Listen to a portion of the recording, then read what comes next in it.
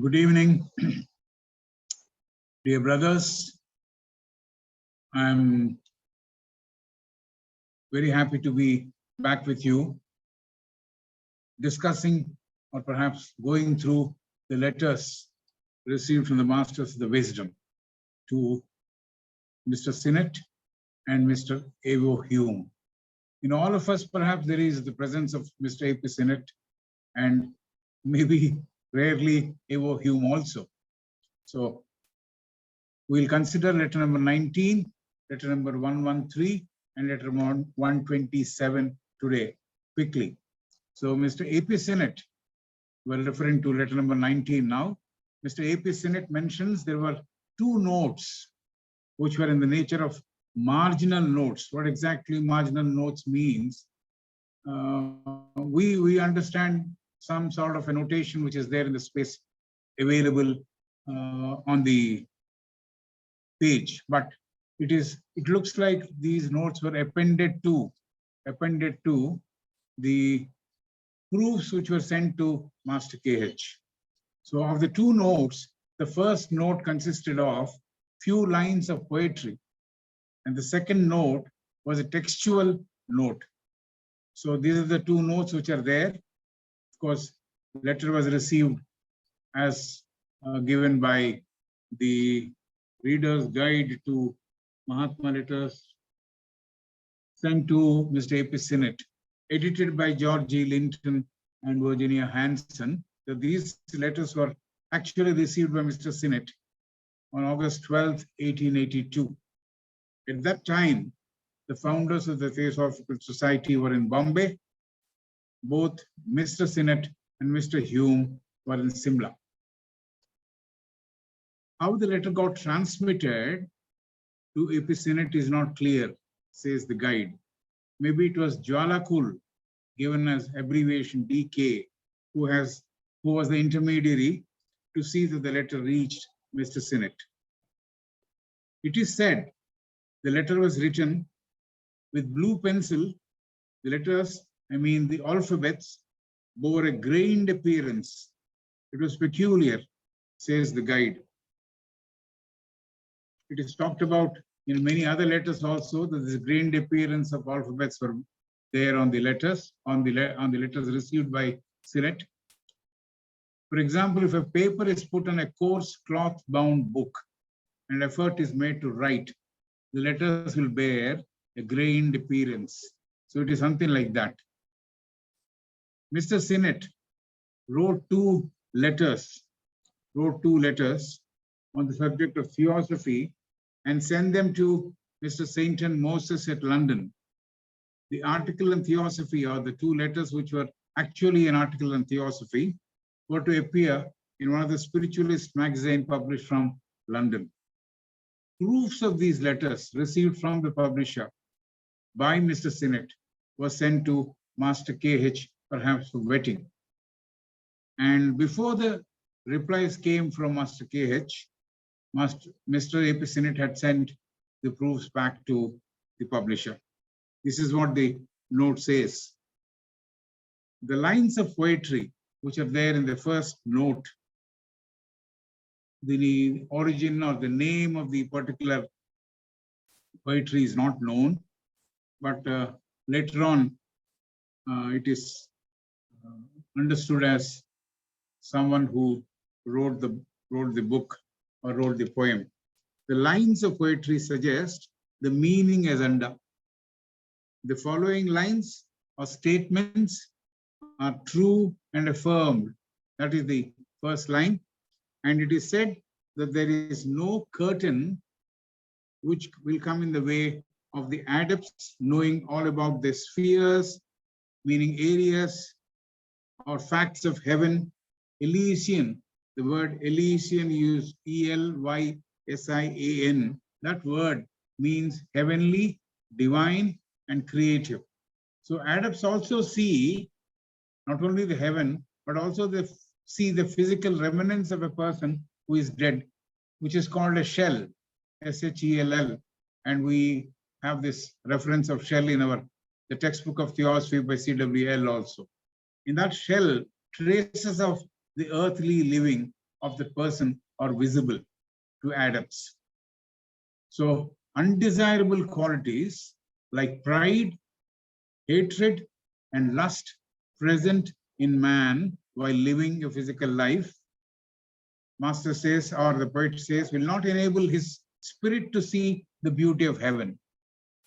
Undesirable qualities like pride, hatred, and lust present in man while living a physical life will not enable his spirit to see the beauty of heaven. So the doors are closed for those who have these undesirable qualities. There can be few exceptions, says the master in his verbal textual note. And there is a reference to persons committing perhaps suicide, and they will suffer a lot. They will not enjoy quiet, pure sleep even, though they are physically dead. Normally, there are others who suffer, who cannot enjoy quiet, blissful sleep based on the type of life they have lived while living on the physical earth. Only good, pure persons will have a quiet, blissful sleep. They will carry visions of earthly life.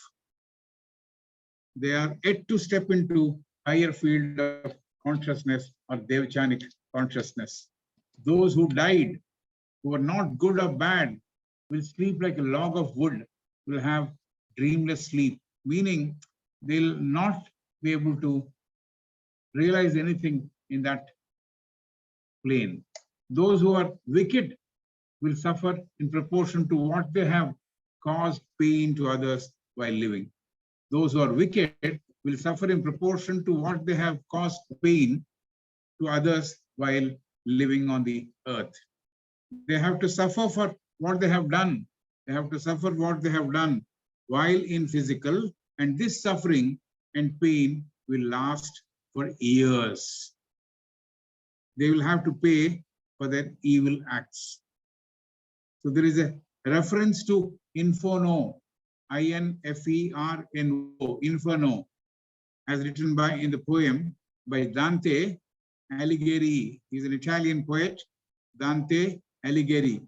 Dante's Inferno, or the Divine Comedy, as the name goes for that poem, describes the fate of wicked people who commit the sins of incontinence, that is, absence of self-restraint, persons who subscribe to violence and fraud. Master K.H. says, in reality, persons who cause misery to others, the consequences they have to face will be more terrible than what was described by Dante in Inferno. Inferno is an uncontrollable fire, as described by Dante Alighieri in that poem. We have said that he is an Italian poet, born in France, they say. There is a message as to how we should live.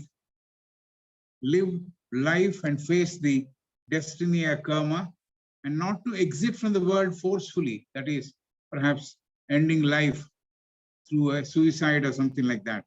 Live a life full of self-restraint. Keep the base emotions under check. If possible, remove them. And not to practice violence of any nature, any kind, thought, word, or deed. Not to hate anyone, even if someone has done harm, injustice to us. Not to hate anyone, even if someone has done harm, injustice to us. If we carry these negative traits, the consequences will be severe than those described by Dante's Inferno, or that poem, Divine Comedy. Now we move over to the letter number 113. This letter also was written in the month of August of the year 1882. It is said that the letter was written on a single sheet of white paper with blue pencil.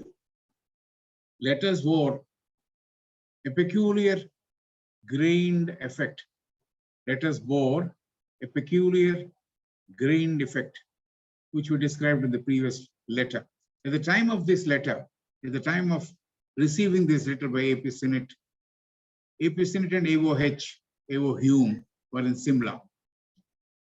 And the letter deals mainly with a person whose name was W. Fern Edmund, a young Englishman born in India, and Fern was serving as secretary to A.O. Hume at Simla and was living with Mr. Hume at his home. Mr. Fern was psychic. Mr. Fern was psychic and bit of clairvoyant. Mahatmas wanted to train him and wanted to use him as a person to transmit the messages and letters. Fern joined the Theosophical Society and was placed on probation under Master M. It appears that Mr. Fern has failed to pass the probationary tests.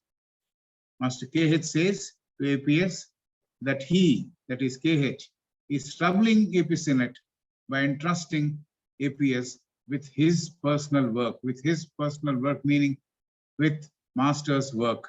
He is entrusting to Mr. Sinnett what he is supposed to do, and he wants AP Sinnett's help. A.O. Hume had addressed a letter to him, Master KH, and Chauhan, I guess it is Chauhan, wanted KH to reply to that letter. According to Master KH, the reply to A.O. Hume will contain some home truths, and the contents of the letter may not be kind, polite, or palatable, and may affect the code of honor believed by the Englishmen. They believe in certain amount of honor which they hold on to, so it may affect that code of honor, is what Master KH is saying. So, sir, go over. So kindly mute your microphone. Pardon me? No, I am checking, sir. Okay. Yes, talk, sir. Continue. Right. Master KH has sent the reply intended for Mr. A.O. Hume to AP Senate, seeking AP Senate's advice whether or not the reply should be sent to A.O. Hume or it should be dropped. It is said the letter was never sent or passed on to AOH as per the guidance of Master M. This is evident for those who go through the letter number 53 and its footnote. Master KH says to AP Senate that he trusts him and places his entire confidence on him, that is, on AP Senate, and wants AP Senate to advise him on this matter of transmitting or transferring the reply meant for A.O. Hume. Master KH says that the views held of the so-called code of honor and the notions about the sacred subject of honor are quite funny, says the master. The notions look more foolish than dangerous. It is a different word which is used, which means foolish. Ludicrous is the word used, which means foolish, and which are more foolish than dangerous. The views or notions are more foolish than dangerous. Obviously, the views of the code of honor of the two Englishmen were not based on sound lines. It was more of a false sense of honor, so to say. We normally say the English people have a stiff upper lip. Perhaps this is something to do with that. Master KH says, if A.O. Hume reads the letter directly all by himself, if the letter reaches him directly, there is a possibility of losing him. Master KH says, this is not something which he would like. Master KH says Mr. Fern is suffering from hallucinations, and Mr. Fern says to Mr. A.O. Hume that if masters, whether they are myths or frauds, he will be able to advise Mr. A.O. Hume. So these are all the imaginations of Mr. Fern, F-E-R-N, that's the name. So Mr. Fern was full of misinformation, which he shared with Mr. Hume. Based on that misinformation, Hume wrote a letter to Mr. KH. So detailing in that letter, the difficulties which the masters might face, especially Master M, he thought would fall in the estimate of others. And so he didn't want that to happen. And so he was warning the masters. Evo Hume was warning the masters based on the views given by or misinformation spread by Fern. Master K.H. says he could have spared the letter original written by Evo Hume to Epicynate, but that letter bore a phrase saying private and confidential. So he doesn't want to share the original letter with Mr. Sinnett, as that would mean breaking the confidence reposed by Mr. Hume on Master K.H. But Master K.H. wants Mr. Sinnett to read the reply meant for Evo H based on the letter received by him from Evo Hume and advise whether the reply should reach Hume or not. Master suggests to Epicynate, if he, that is Epicynate, doesn't want Evo Hume to know that he has read the reply, because the reply has gone first to Mr. Sinnett. In case Mr. Sinnett doesn't want Hume to know that he has gone through the reply, he could simply affix a postage stamp and post it to the address of Mr. Hume. That's what he advises Mr. Sinnett. So Evo Hume, Master K.H. feels, after going through the letter, after going through the reply which Master K.H. has sent to him, will not discuss the contents with Mr. Sinnett. Evo H or Hume may not take Epicynate into confidence and share the contents. There is a possibility of Mr. Hume mistaking Master K.H. for what he has written after going through the reply. Master K.H. says, in due course, Mr. Sinnett will get more information on this subject. This is letter number 113. And then we move over to slightly longer letter, letter number 127. This is a letter from K.H. to Epicynate and Evo H. Letters are received on 13th August 1882, and APS, that is Sinnett and Hume, were in Simla, HPB was in Bombay, and Henry Steele Alcott was in Ceylon. The reader's guide suggests the extracts of that particular letter, the reply, were found copied in AP Sinnett's handwriting. So that was the letter written by Master K.H. to Evo Hume. Master K.H. says that Evo Hume has quoted from one of his letters, and this is the sentence which Master says that Hume has quoted. The line goes like this: remember that there is within man no abiding principle. This is the quotation of the Master K.H. which Hume has used in his letter addressed to Master K.H. Abiding meaning long-lasting, eternal.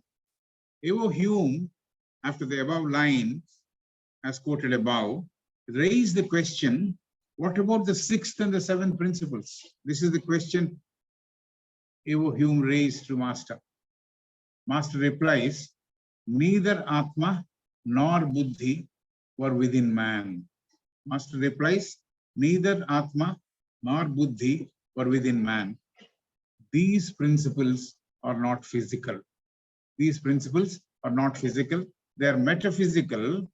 And Master K.H. suggests to Mr. Hume that he should study Plutarch or Anaxagoras. They are the two philosophers. Plutarch is a biographer and a philosopher of repute of Neoplatonic school. And Anaxagoras was also a philosopher and a geometrician. It was Anaxagoras who put forward the theory of atoms. This is what the reader's guide is giving to us. Anaxagoras said, a self-potent spirit is there always. Anaxagoras said, a self-potent means having potentialities. The spirit is always there.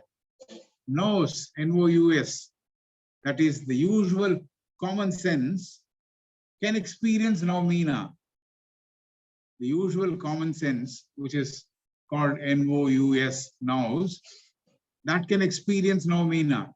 A thing which is known by itself, by the nature of itself, noumena, is not understood by the interpretation of others. Something which I can understand myself by using my common sense. That's what noumena means. It is not understood through interpretations of others.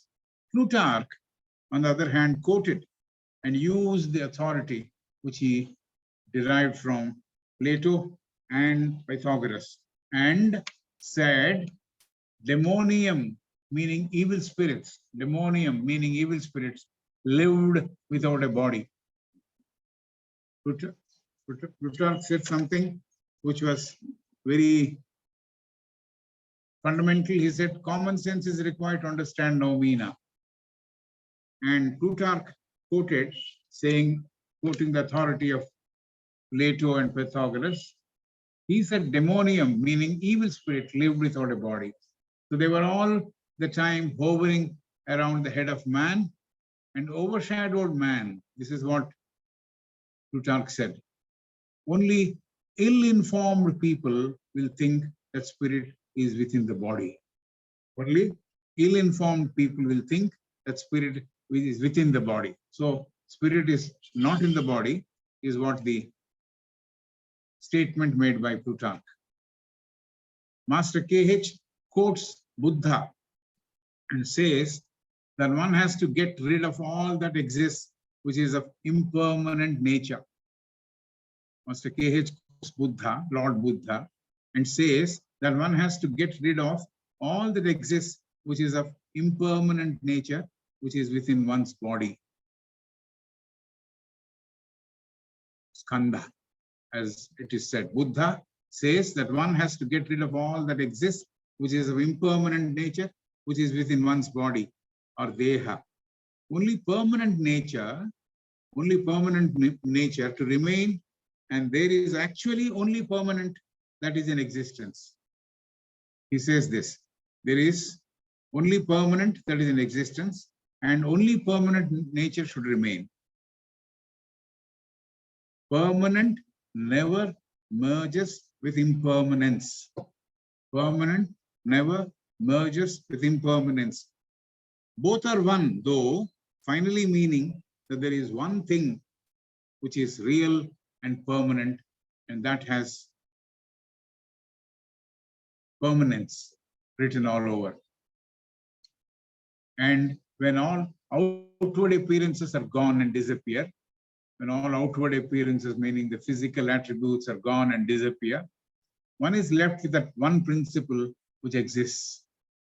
When all outward appearances are gone and disappear, one is left with one principle which exists permanently, independently, without the aid of an external phenomena or a fact. This is something which is very, very important. And most of the theosophy we learn are from the letters masters have written to Sinnett and Evo Hume. When all outward appearances, which are physical attributes, are gone and disappear, one is left with the one principle which exists, which is permanent and independent, without the aid of an external phenomena or a fact. And he uses another simile. It's like the fire that burns in the eternal light. It is like the fire that burns in the eternal light. That fire is neither in the fuel nor in the fire. It is everywhere, above, beneath, and all over. It is like the fire that burns in the external light. That fire is neither in the fuel nor in the fire. It is everywhere, above, beneath, and all over. The ability to know and realize with clarity and lucidity is common to all living beings. This is something, again, which we need. We shouldn't think that we are special. The ability to know and realize with clarity and lucidity, means clarity, is common to all living beings. Natural, instinctive perceptions take us to truth. Natural, instinctive perceptions of the mind take us to the truth. Master KH says, the reasoning mind blocks the mind to see directly the buddhi. Master K.H. says the reasoning mind blocks the mind to see directly the buddhi. And coming to normal things, Master K.H. says or advises Mr. Evo Hume to avoid sugar. He perhaps can take coffee, milk, bread, etc., etc., but to avoid chocolates and fats and sugar, avoid sugar. And it is advised by Master to Evo Hume that he should develop lucidity, with the help of which they'll be able to reach or arrive at truth. And the method of arriving at lucidity is given in the last paragraph of a person living who is made to go through a process. So this is how the letter number 127 talks about the various facts which are mentioned in the letter. So we have covered letter number 19, letter number 113, letter number 127.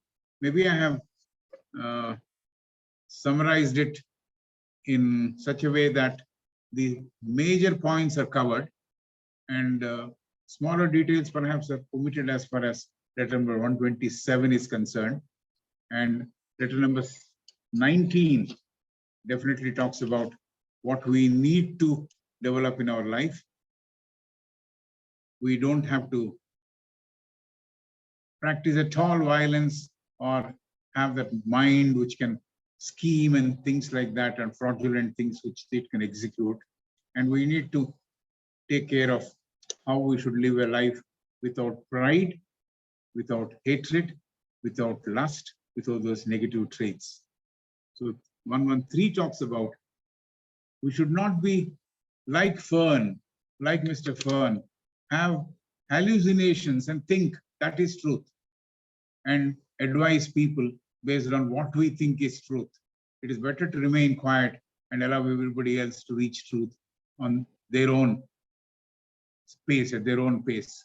So this is something which we learn from the letter number 113, and we should perhaps practice the false sense of honor, or again going back to the previous letter, maybe the pride or honor which we think we have is not something which is very important. We need to drop all those traits. This is something which he has said. And letter number 127 talks a lot about the facts which are mentioned, and we have also used the quotations of Plutarch and Anaxagoras.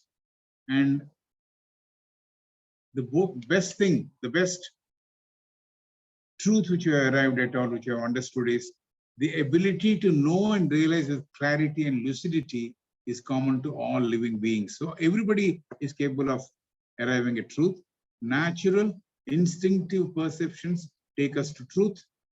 And Master says very clearly, this reasoning mind which we use so frequently, so continuously, blocks the mind to see directly how the buddhi operates, or go above the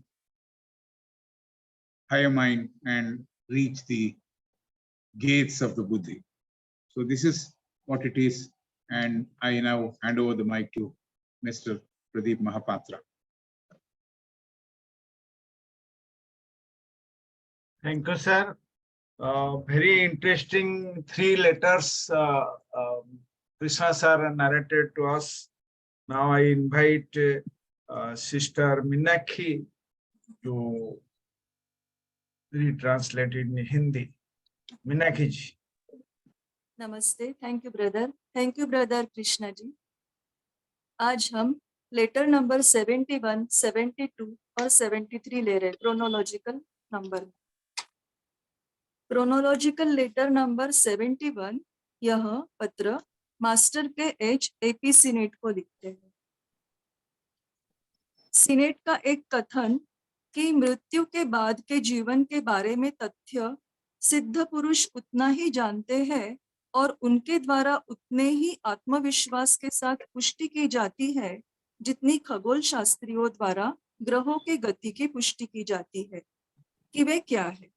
इस पर master कहते हैं, हाँ, सच में जानते हैं।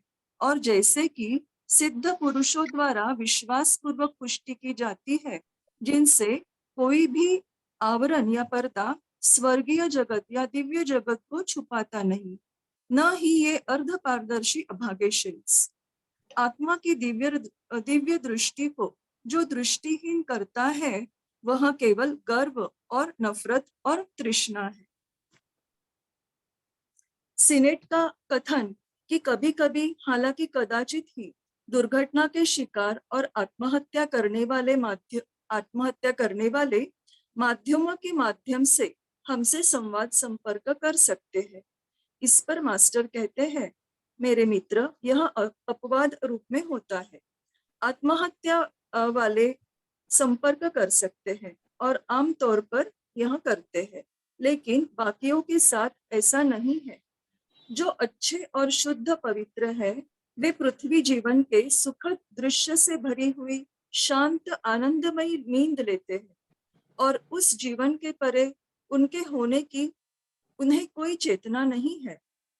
जो न अच्छे थे न बुरे थे, वे फिर भी स्वप्न रहित शांत नींद सोएंगे, जबकि जो दुष्ट थे, वे अपनी दुष्टता के अनुपात में दुस्वप्न की पीड़ा को वर्षों तक भुगतेंगे। उनके विचार जीवित होंगे, उनकी दुष्ट लालसाएं सदृश होंगी, और वे उन सब कष्टों को ढोएंगे जिसे उन्होंने दूसरों को दिया था।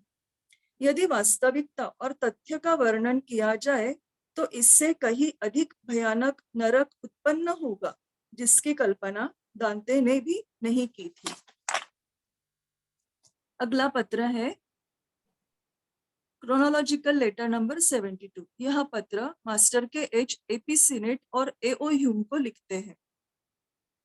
मास्टर कहते हैं कि ह्यूम का एक पत्र मेरे स्वयं के एक कोटेशन से शुरू होता है कि याद रखे कि मनुष्य के भीतर कोई स्थायी तत्व नहीं है। इस वाक्य के बाद मुझे आपकी टिप्पणी मिलती है कि फिर छठे और सातवें तत्वों का क्या? इस पर मेरा उत्तर है, मनुष्य के भीतर न कभी आत्मा थी और न ही बुद्धि थी। यह जरा सा आध्यात्मिक सिद्धांत है, जिसे आप प्लूटार्क और एनाक्सागोरस में पढ़ सकते हैं और उससे लाभ ले सकते हैं। एनाक्सागोरस ने अपने नॉस ऑटोक्रेट्स को निरंकुश चित्त को स्व सामर्थ्यवान कहा है। वह चित्त केवल वही सत्य स्वरूप को पहचानता है, जबकि प्लूटार्क ने प्लेटो और पाइथागोरस के प्रमाण पर सिखाया कि यह चित्त हमेशा शरीर के बिना रहता है, कि यह मनुष्य के सिर के ऊपरी हिस्से पर मंडराता है और कहे तो उसे आच्छादित करता है। यह तो केवल असभ्य लोग हैं या अज्ञानी लोग हैं जो सोचते हैं कि यह उनके भीतर है। बुद्ध कहते हैं, आपको शरीर को बनाने वाली सभी नश्वर विषय वस्तुओं से संपूर्णतः छुटकारा पाना होगा, ताकि आपका शरीर कायम स्थायी हो जाए। स्थायी कभी भी अस्थायी के साथ विलीन नहीं होता है, हालांकि दोनों एक ही है, लेकिन यह केवल तब होता है जब सभी बाहरी दिखावे चले जाते हैं। जीवन का वह एक तत्व बचता है जो सभी बाहरी तथ्यों के बिना स्वतंत्र रूप से विद्यमान है।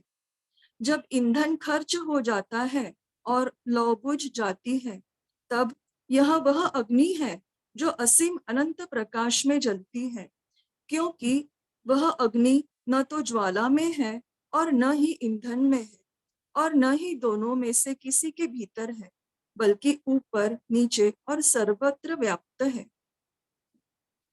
आप सिद्धियों की प्राप्ति चाहते हैं, तैयारी में लग जाए और बोधगम्यता विकसित करने का प्रयास करें। यह कोई सिद्धि नहीं है, बल्कि सभी के लिए समान रूप से सार्वजनीन संभावना है। मूर्ख व्यक्ति अपनी तर्क शक्ति का उपयोग नहीं करते हैं, बल्कि वे अपने प्राकृतिक सहज बोध के आधार पर होते हैं। आप अपने खाने में बहुत मात्रा में चीनी का उपयोग करते हैं। फ्रूट, ब्रेड, चाय, कॉफी और दूध ले और उन्हें जितना चाहे उतना ले, लेकिन चॉकलेट, फैट, पेस्ट्री न ले और बहुत कम चीनी उपयोग में लाए। इसके द्वारा उत्पादित फर्मेंटेशन विशेष रूप से आपके आबोहवा में बहुत हानिकारक है।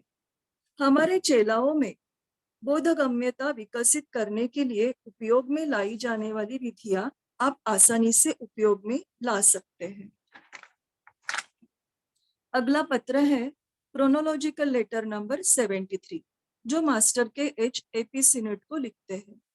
मास्टर कहते हैं, कृपया मेरी अपनी बातों के कारण आपको परेशान करने के लिए क्षमा करें। कोई बात जो मुझे परेशान कर रही है, उसके लिए मुझे आपको एक लंबा पत्र लिखना है और मैं चाहता हूँ कि आप मुझे सलाह दें। हालांकि जवाब देने के लिए चौहान मुझ पर जोर दे रहे हैं। मैं वास्तव में नहीं जानता कि मैं आपके शिष्टाचार की हद में हूँ या नहीं। एक मित्र का विश्वासघात करने के जोखिम और आपके शिष्टाचार के बीच मैं एक विचित्र स्थिति में पड़ गया हूँ। उस पवित्र बात के बारे में आपके मन में कितनी अजीबोगरीब धारणा है, यानी ऑनर, प्रतिष्ठा के बारे में कहते हैं मास्टर। घबराए ना, क्योंकि वास्तव में यह सब खतरनाक से अधिक हास्यास्पद है। फिर भी मिस्टर ह्यूम को खोने का खतरा है। फर्न थोड़ा मूर्ख है, लेकिन वह एक अतीन्द्रिय दृष्टा है और इस तरह थोड़ा मतिभ्रमित है। लेकिन मिस्टर ह्यूम की उस पर बहुत सख्ती है। उस लड़के को उम्मीद है कि यदि हम काल्पनिक हैं या छल कपट करने वाले हैं, तो वह हमारा पता लगाएगा। भला ऐसे मतिभ्रम से क्या हानि है? फिर भी ह्यूम ने उसका विश्वासघात किया और मुझे 3 गज लंबा पत्र भेजा, जिसमें हम अपनी कठिनाइयों से कैसे बाहर निकले इस पर सलाह है। वह हमारा हितैषी बनना चाहता है और मास्टर एम को फर्न के जाल में फिर गिरने से बचाने के लिए हमेशा हमें कृतज्ञता में रखना चाहता है। मैंने आपको उनका पत्र भेजा होता, लेकिन उसमें निजी और गोपनीय लिखा हुआ है और यदि उन्हें ऐसे विश्वासघात का पता चलेगा, तब मैं उनकी नजरों में एक सज्जन नहीं रहूंगा। खैर, मैं चाहता हूँ कि आप इस पत्र को किसी भी कीमत पर पढ़े और इसे भेजा जाए या नष्ट किया जाए, इसे आप पर छोड़ देता हूँ। Thank you. नमस्ते। धन्यवाद मीनाक्षी जी. As usual, you are at your best in translating Hindi.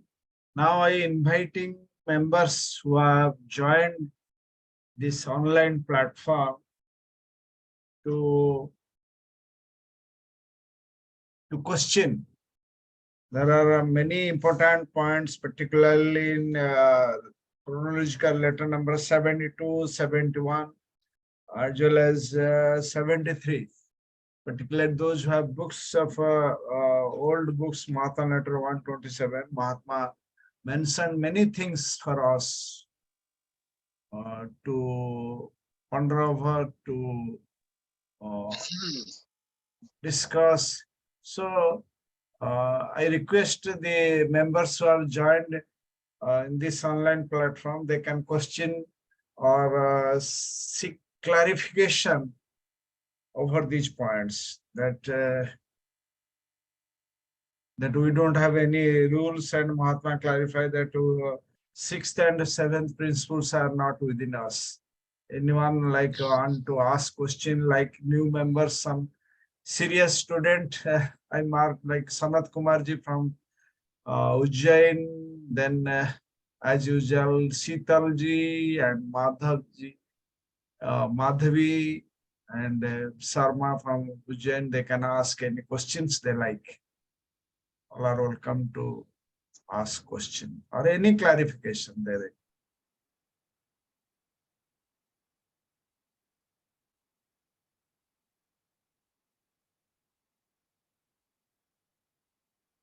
And if we don't have any questions, so I invite. No, sir, I have. I'm Yes. Yeah. Sir, yes, here also we know now that Atma Buddhi principle is above.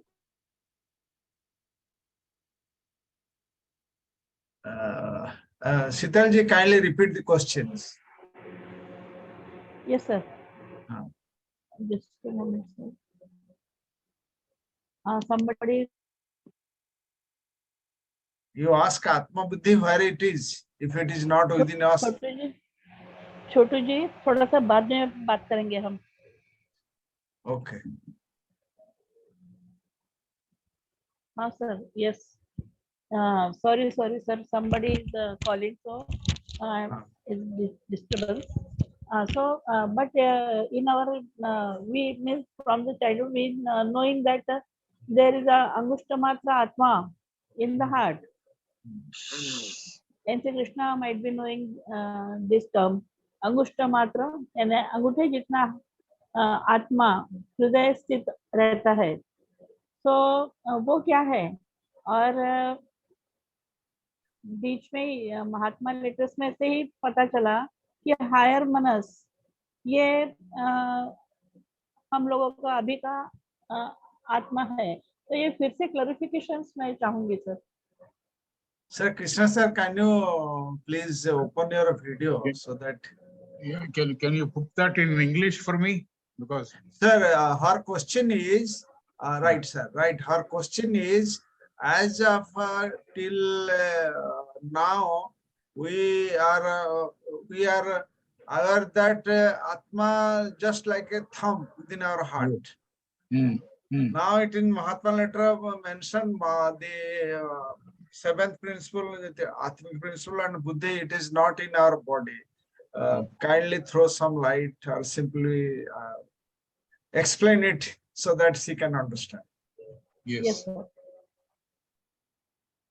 when we get individualized, when the soul gets individualized, so we are having those three principles of Atma, Buddhi and Manas.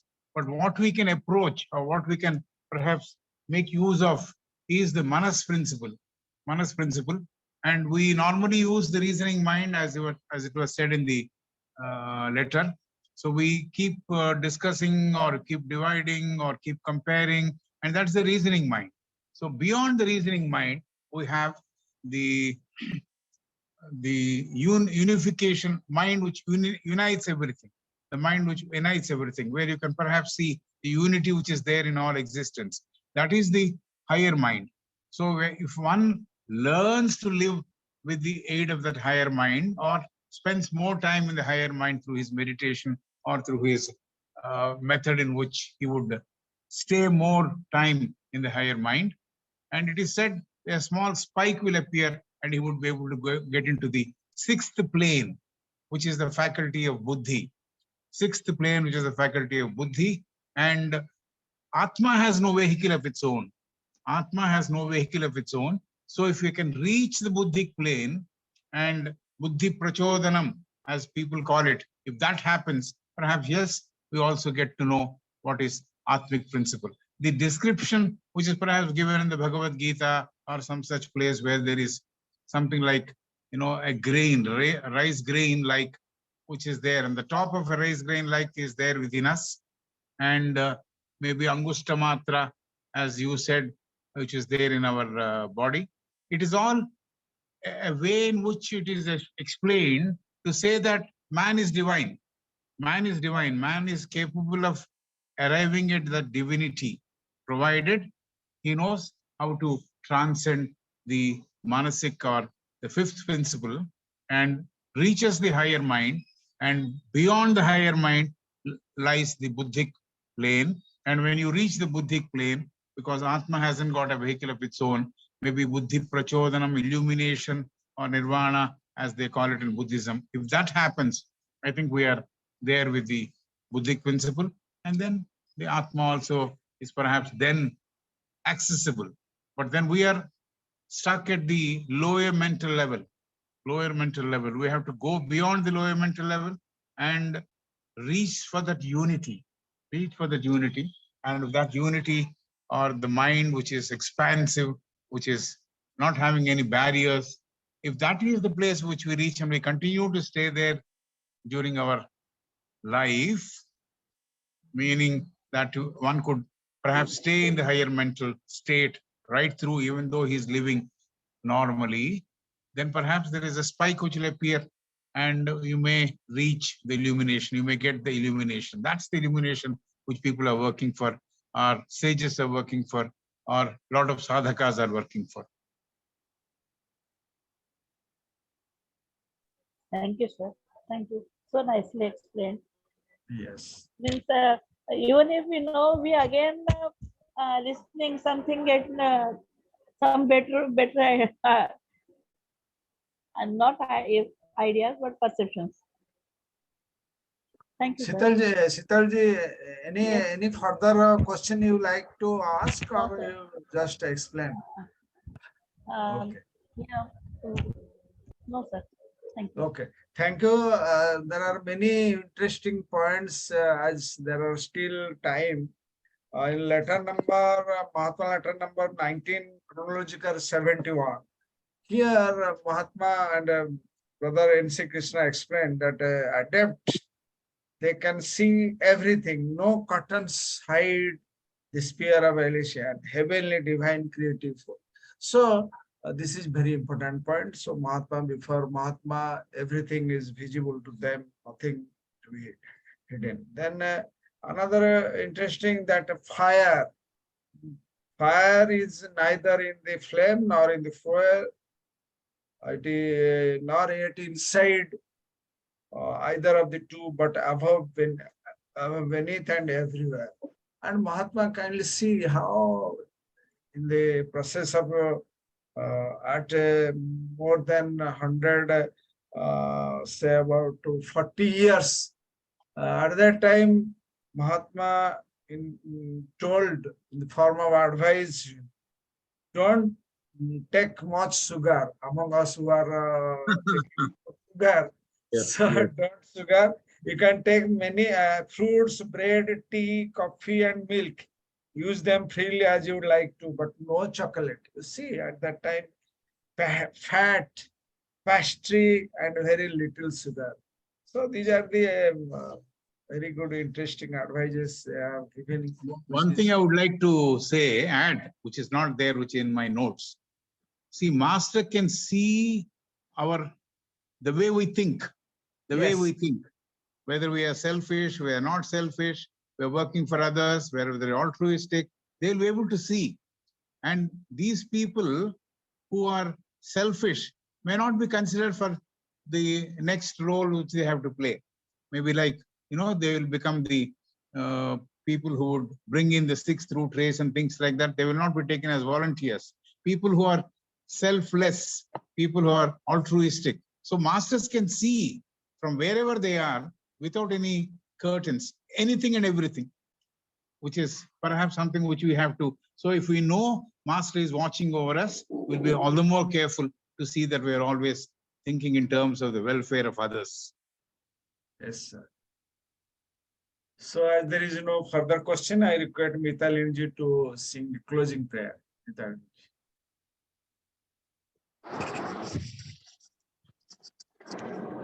Krishna sir, namaste. Namaste, Ma.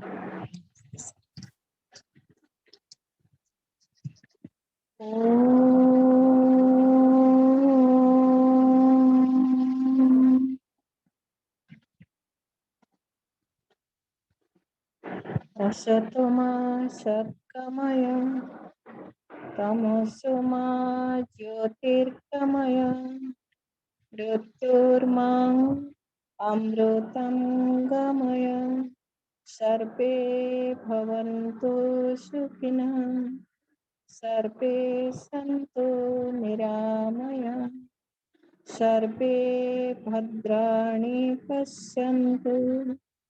ना कस्य दुःखभाग् भवेत्। ॐ शान्ति शान्ति शान्ति।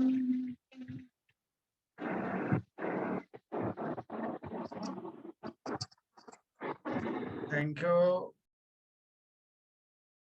each and everyone. Thank you, speakers, sir, So our next class is on the next Friday, that is coming on 21st. On that day, we'll go through the letter number, very important for those who are in a aspirant position, aspiring to become the disciple of white brothers. So that is chronological letter number 74, Mahatma letter number 30. Please join that at 6 p.m. to 7 p.m. Thank you very much for attending this program.